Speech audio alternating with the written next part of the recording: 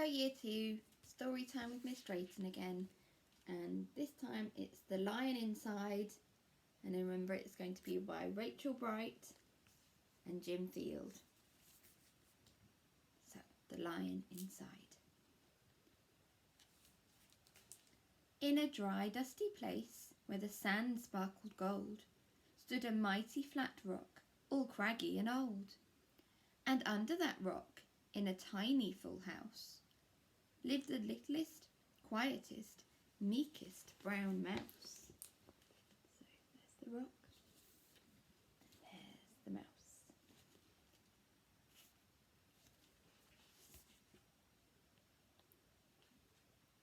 He was very tiny, so incredibly small, that nobody noticed him ever at all. So he's down there. Hello. And up here, the animals do not notice him. Oh, so much so he's got a bit squished. Ow! He got trod on and sat on and missed out for stuff, ignored and forgotten. Ouch! Yes, mouse life was tough.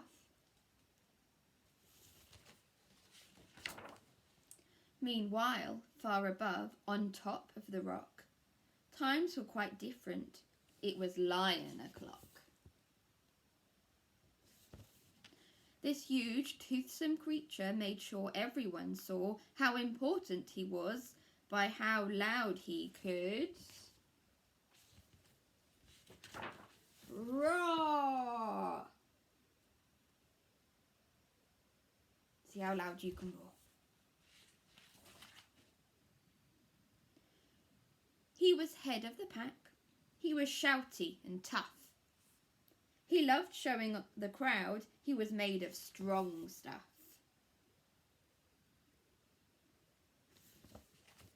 Yes, all were impressed by this mighty king cat. If only, thought Mouse, I could be more like that.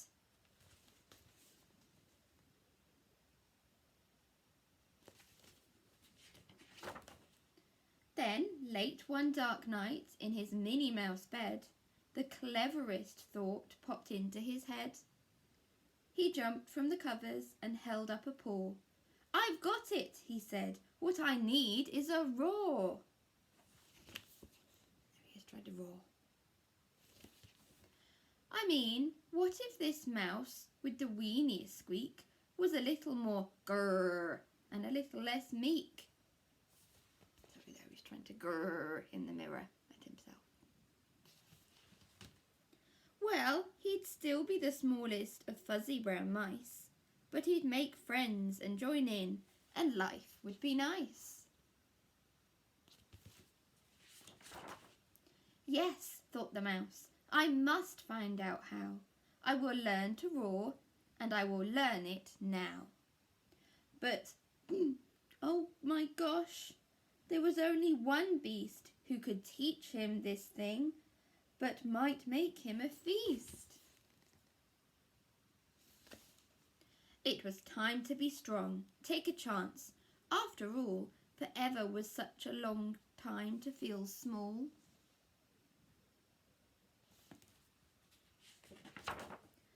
So he made himself brave, and he thought like a winner. He set off for the top, hoping not to be dinner. It felt like the scariest thing he could do. But if you want things to change, you first have to change you.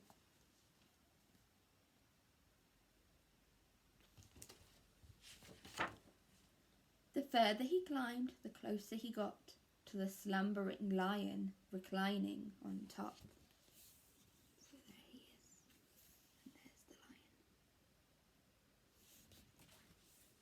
Then at last, as he stood on his tippity toes, he found himself suddenly nose to nose. There they are, nose to nose. Pardon me, wake up, Mr. Lion, you've got company. I've come to you for is, squeak, do you think you could teach me your roar?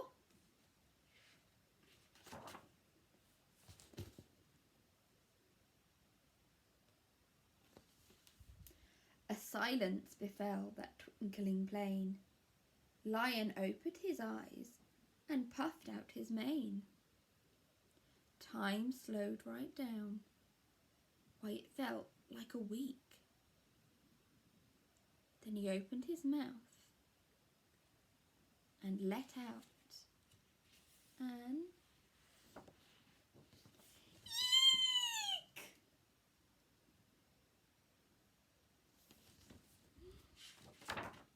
The lion was shaking, his paws all a-fumble.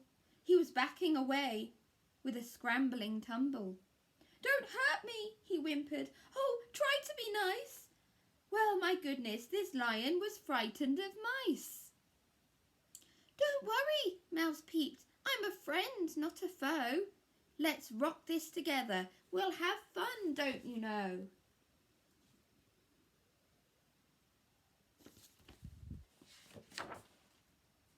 That was a magical moment for sure, where Mouse didn't feel at all small anymore. He had found his true voice and learned to speak out, and for that you don't need a roar or to shout.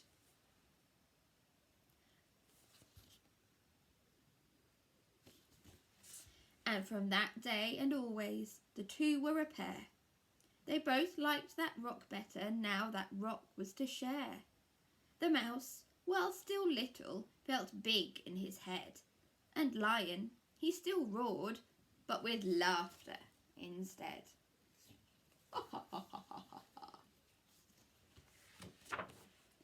Yes, that day they both learned that no matter your size, we all have a mouse and a lion inside.